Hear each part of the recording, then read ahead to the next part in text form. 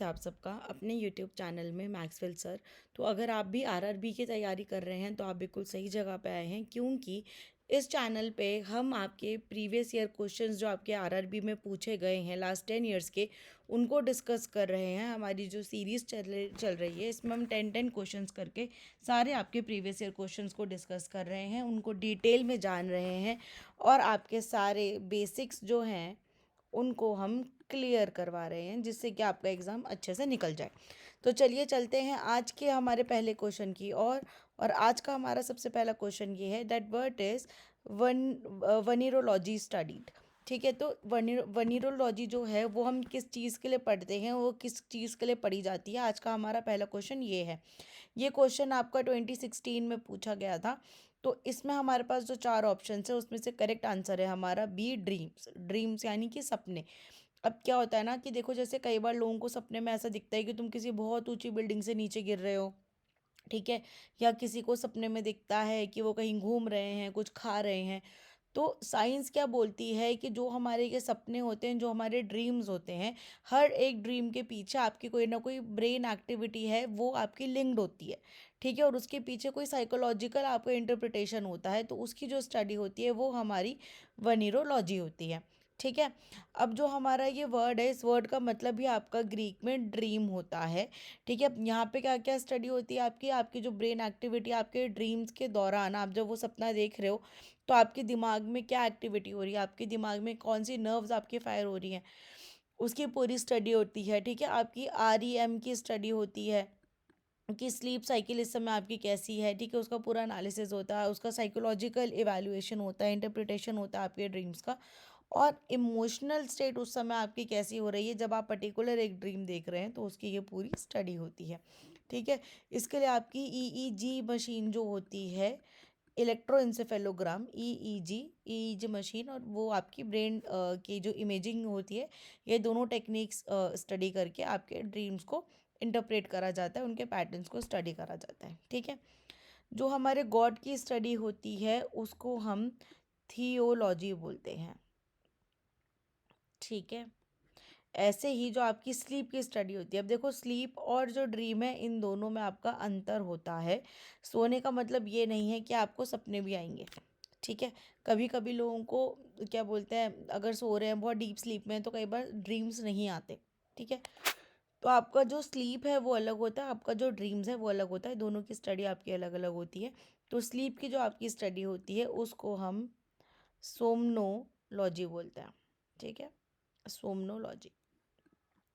और जो आपकी कलर्स की स्टडी होती है उसका आपको क्रोमैटिक्स बोलते हैं। ठीक है, ठीक है, चलिए अब चलते हैं आज के नेक्स्ट क्वेश्चन की ओर। अब नेक्स्ट क्वेश्चन पूछ रहा है हमारे को कि जो सेरीकल्चर होता है ये किससे रिलेटेड होता है, किससे संबंधित होता है। ठीक है, यहाँ पे हमारे पास सिमिलरली चार ऑप्शंस है। अब इसका जो आंसर है हमारा वो है आपका silk worm cultivation. Silk worm यानी कि जो आपका सिल्क प्रोड्यूस करते हैं आपके ना, ठीक है, तो वो जो कीड़े होते हैं सिल्क वर्म्स जो हमारे होते हैं उनके कल्टीवेशन को हमारा सेरीकल्चर बोला जाता है। सेरी का मतलब आपका सिल्क होता है। ठीक है, सेरी मैंने सिल्क, कल्चर मैंने उगाना। ठीक है, जो सिल्कवर्म होते हैं ये आपके जो इस वाले आपके सेरीकल्चर में यूज़ होते हैं।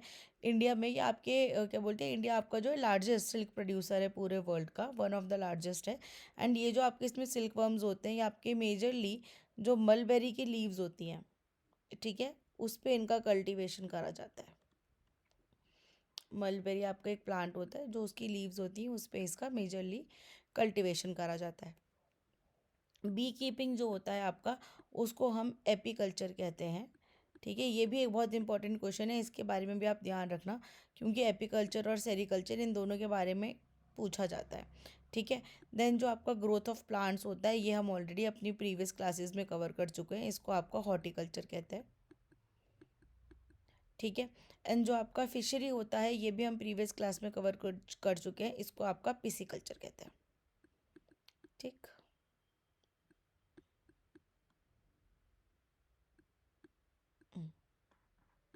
ठीक है, तो चलते हैं अब नेक्स्ट क्वेश्चन की ओर। नेक्स्ट क्वेश्चन हमें बोल रहा है कि टॉक्सिकोलॉजी जो होती है वो किस चीज़ की स्टडी होती है। तो टॉक्सिक से हमारे को समझ में आ रहा है, आजकल एक वर्ड बड़ा वायरल होता है, जैसे रेड फ्लैग होता है, टॉक्सिक बोलते हैं उनको, कि भाई ये आदमी तो टॉक्सिक है। तो टॉक्सिक का मतलब क्या होता है कि जो आपकी ज़िंदगी में जहर घोल दे, उस इंसान को हम टॉक्सिक इंसान कहते हैं। ठीक है, तो यहाँ से हमें क्या समझ में आ रहा है कि टॉक्सिकोलॉजी किसकी स्टडी हो गई, आपके पॉइजन की स्टडी हो गई। ठीक है, तो यहाँ पे जो होता है आपका क्या क्या स्टडी करा जाता है कि वो जो आपका पॉइजन है, वो हार्मफुल केमिकल्स जो जो पॉइजन की तरह एक्ट कर सकते हैं, तो उनके बारे में यहाँ पे स्टडी होती है। ड्रग की ओवरडोज के बारे में स्टडी होती है। अब क्या होता है कि अगर तुम कोई एक दवाई भी, ऐसे कहते हैं ना कि दवाई भी अगर ज़्यादा ली जाए तो वो भी जहर बन जाती है, राइट। तो अगर आप दवाई को भी एक पॉइंट से ज़्यादा लेते हो तो वो भी आपकी बॉडी में टॉक्सिक हार्मफुल इफेक्ट कर सकती है, तो उसके ओवरडोज को भी पढ़ा जाता है। कई सारे आपके इन्वायरमेंट के पॉल्यूटेंट्स होते हैं जो कि टॉक्सिक होते हैं, उनको आपको पढ़ा जाता है। साथ ही में आपके जो स्नेक का वेनम होता है और फूड पॉइजनिंग होती है उसको भी यहाँ पे पढ़ा जाता है। ठीक है, पॉइजन्स के अंडर में ये जो ब्रांच होती है आपकी, ये मेजरली आपकी फॉरेंसिक्स में यूज़ होती है। ठीक है, जैसे आप लोगों ने सीआईडी देखा होगा, या जो बच्चे क्राइम थ्रिलर काफ़ी देखते होंगे, तो उनको ये पता होगा कि कई बार पुलिस वाले जो होते हैं वो अंदाज़ा लगाते हैं कि इसको जहर दिया गया है। अब जहर दिया गया है तो उसके बाद में क्या करते हैं कि उसके बाद में जो फॉरेंसिक टीम होती है, जैसे डॉक्टर सालू के थे जो, तो वो क्या करते थे कि वो उसकी जांच करके, उसके ब्लड का टेस्ट करके, उसके स्टमक का टेस्ट करके ये बताते थे कि भाई इसने जहर कौन सा दिया है इसको।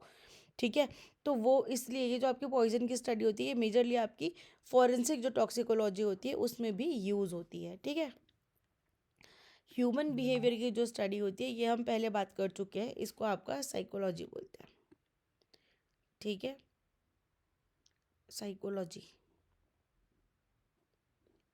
ठीक, सॉइल इरोजन की जो आपकी स्टडी होती है इसको जियोमॉर्फोलॉजी बोलते हैं। ठीक है, और जो आपके रॉक की स्टडी होती है इसे पेट्रोलॉजी बोलते हैं।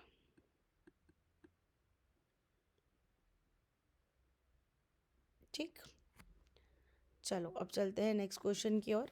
अब नेक्स्ट क्वेश्चन हमारे को ये बोल रहा है that what is the study of fossils called. ये क्वेश्चन हमारे पास कल भी आया था, मैंने कल भी ये चीज़ बोली थी आपकी कि ये काफ़ी इंपॉर्टेंट क्वेश्चन है, ये आपका 2016 में दोबारा से रिपीट हुआ है ये क्वेश्चन। ठीक है, तो फॉसिल्स की जो स्टडी होती है उसको हम पैलेंटियोलॉजी बोलते हैं। अब जो हमारी पैलेंटियोलॉजी होती है इसमें क्या होता है कि इसमें हमारे जितने फॉसिल्स होते हैं उनके बारे में स्टडी करा जाता है। फॉसिल्स यानी कि जो हमारे जो हमारे बर्ड्स थे, हमारे एनिमल्स थे, इंसान थे पहले के, उनकी बोन्स होंगी। ठीक है, जो प्लांट्स होंगे उनके रिमेन्स होंगे, तो वो क्या होते हैं कि वो प्रिजर्व हो जाते हैं काफ़ी टाइम के बाद। तो जब खुदाई होती है तो खुदाई में से वो फॉसिल्स हमारे निकलते हैं। ठीक है, तो ये हमारा पैलेंटियोलॉजी होता है। अब ये जो पैलेंटियोलॉजी होती है ये हमें क्या स्टडी करने में हेल्प करता है, ये हमें इवोल्यूशन समझने में हेल्प करता है कि भाई हमारे जो पूर्वज थे वो कैसे रहते थे, उनके किस टाइप के घर होते थे, वो किस टाइप का खाना खाते थे, किस टाइप का उनका स्ट्रक्चर होता था, उस टाइम के एनिमल्स कैसे होते थे। ठीक है, इसके साथ साथ में ये जो स्पीसीज़ हमारी ख़त्म हो चुकी है, एक्सटेंट हो चुकी है, उनको स्टडी करने के काम आते हैं। और हमारे जितने भी एंशियंट हमारी स्पीसीज़ थी, एंशियंट हमारे इकोसिस्टम्स थे, उन सबको स्टडी करने के ये आपके काम आता है।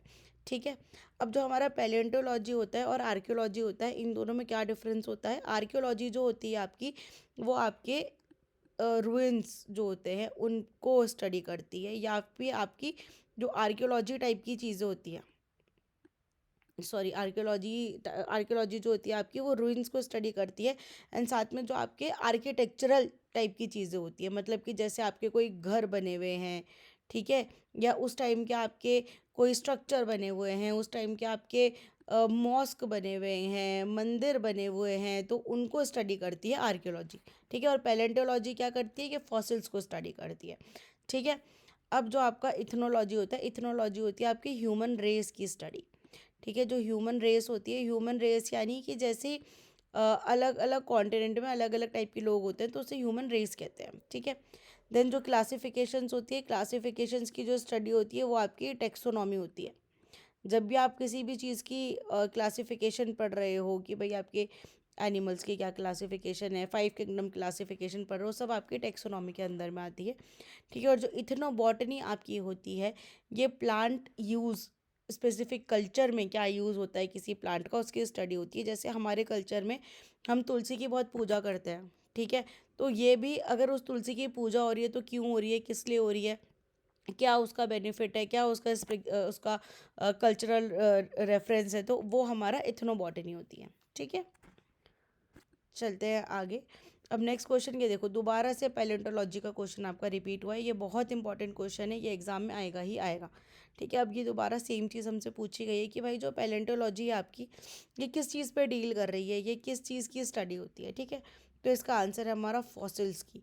बोन्स की स्टडी क्यों नहीं होगी, क्योंकि बोन्स जो अभी ताज़ा ताज़ा है उनको उनकी स्टडी नहीं होती है, फॉसिल्स की स्टडी होती है। जो बोन्स आपकी हंड्रेड्स ऑफ ईयर्स चेंज हो जाती हैं, थाउजेंड्स ऑफ ईयर के बाद में चेंज होकर फॉसिल बन जाती है, उसकी स्टडी होती है ये, ठीक है। इसलिए इसका आंसर हमारा फॉसिल्स है। आगे चलते हैं हमारा। अब हमसे ये पूछा गया है कि बायोसिस्टमेटिक्स का पर्पस क्या होता है, ठीक है। That what is the purpose of biosystematics, ठीक है। अब बायोसिस्टमेटिक्स जो है इसका करेक्ट आंसर है हमारा classification based on evolution history and phylogeny, ठीक है। अब भाई बायोसिस्टमेटिक क्या है, बायोसिस्टमेटिक क्या होता है कि ये एक ऐसी क्लासिफिकेशन है हमारी जो कि आपकी इवोल्यूशन पे बेस्ड है, इवोल्यूशन की हिस्ट्री पे हमारी बेस्ड है, ठीक है। कि भाई कैसे कैसे करके जो ऑर्गेनिजम्स हैं वो कैसे कैसे करके ग्रो करे, उस पे ये आपकी जो है वो बेस्ड है, ठीक है।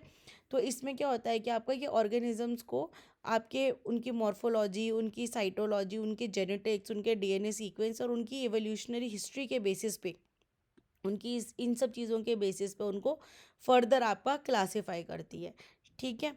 बाकी के जो आंसर्स हैं आपके ये इनकम्प्लीट है, इनकरेक्ट है, इसलिए ये सही नहीं है। आपकी ये वाली जो डेफिनेशन है डी जो है इसका, ये करेक्ट है। नेक्स्ट क्वेश्चन है हमारे पास that what is the study of different type of tissues called, कि भाई जो टिश्यूज़ की स्टडी होती है। अब यहाँ पे जो आपके मुंह हाथ पोंछने वाले टिश्यू है उनकी बात नहीं हो रही है, ये जो हमारे बॉडी के अंदर के टिश्यूज़ होते हैं उनके बारे में बात हो रही है, ठीक है। अब जो ह्यूमन बॉडी है हमें पता है कैसे बनती है। सबसे पहले आपका होता है सेल, सेल मिलके आपके बनाते हैं टिश्यू, टिश्यूज़ मिलके बनाते हैं ऑर्गन, ऑर्गन्स मिलके बनाते हैं ऑर्गन सिस्टम,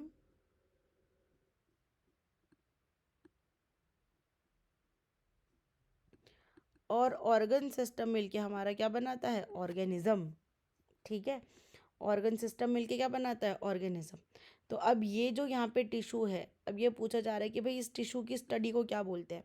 अब एक चीज़ और ध्यान रखना कि ये टिश्यू की स्टडी और ये जो सेल की स्टडी है ये दोनों अलग अलग होती हैं, ठीक है। तो जो हमारे टिश्यू की स्टडी होती है उसको आपका हिस्टोलॉजी बोला जाता है, और ये जो साइटोलॉजी होती है ये आपकी सेल्स की स्टडी होती है। अब हिस्टोलॉजी में क्या होता है कि जो आपके टिश्यूज़ होते हैं इसको माइक्रोस्कोप के अंडर रख के,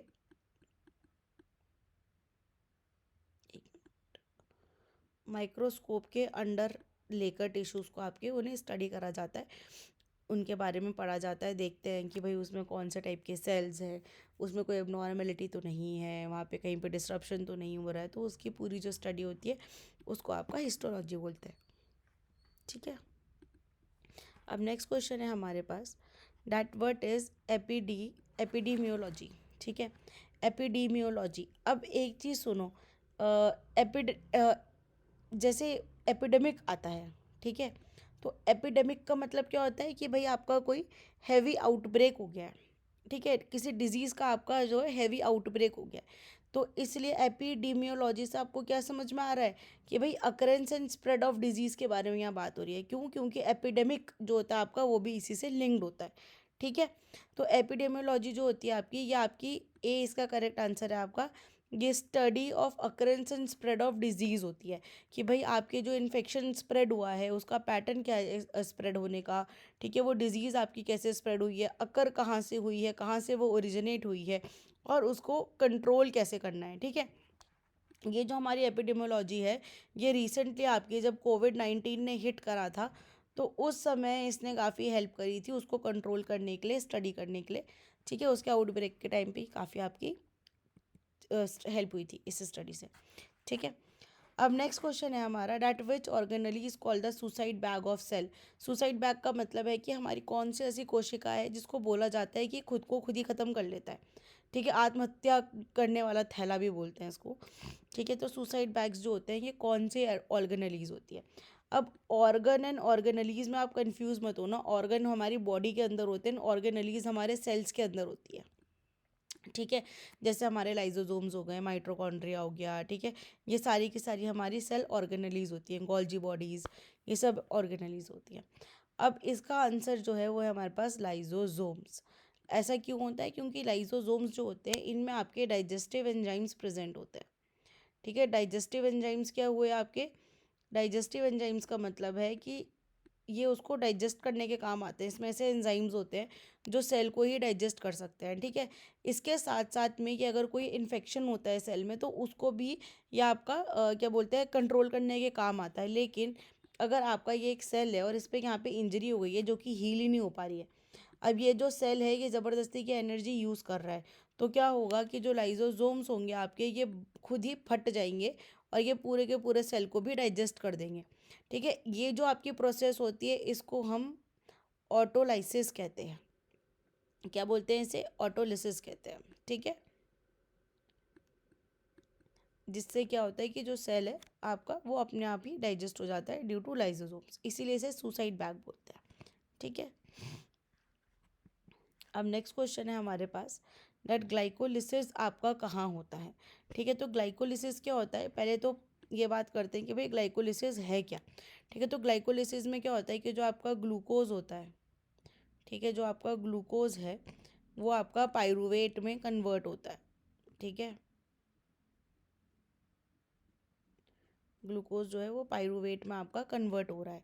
ठीक है, और इसके लिए हमारे को ऑक्सीजन की रिक्वायरमेंट नहीं होती, कि बिना ऑक्सीजन की प्रेजेंस के हो जाता है। ठीक है, तो ये जो है आपका, ये आपका साइटोप्लाज्म में होता है। ठीक है, साइटोप्लाज्म में आपका जो ग्लूकोज है वो पाइरूवेट में कन्वर्ट होता है, ग्लाइकोलिसिस आपका वहाँ पे होता है। ठीक है, राइजोसोम्स में भी नहीं होता, माइटोकॉन्ड्रिया में आपका एटीपी का प्रोडक्शन होता है, आपका ग्लूकोज से एटीपी का प्रोडक्शन होता है। ठीक है, ये आपका काम आता है ये वाली साइकिल इसमें, लेकिन ये जो इनिशियल वाला आपका पाइरूवेट कन्वर्जन है ये आपका साइटोप्लाज्म में होता है। ठीक है, तो बच्चों आज की क्लास में बस इतना ही, आपसे मिलती हूँ मैं दोबारा से नेक्स्ट क्लास में। हमारी क्लास का टाइम रोज़ सुबह 9 बजे का है। ठीक है, रोज़ सुबह 9 बजे आपको इस चैनल पे आपके मल्टीपल चॉइस क्वेश्चंस और आपके PYQs जो है उनकी क्लासेस मिल जाएंगी। इसके अलावा अगर आपको कोई भी टॉपिक डिटेल में समझना है, डिस्कस करना है, तो आप मुझे ज़रूर बताइएगा। आपका कोई भी फीडबैक होगा तो प्लीज़ ज़रूर हमको कमेंट्स में लिख के बताइएगा। We are open for all the discussions. So thank you so much for your time बच्चों, मिलते हैं आपसे कल की क्लास में। अगर क्लास अच्छी लगी है तो प्लीज़ इसे लाइक, शेयर एंड सब्सक्राइब कीजिएगा। Do share and we will keep bringing such good topics for you. Thank you so much for your time.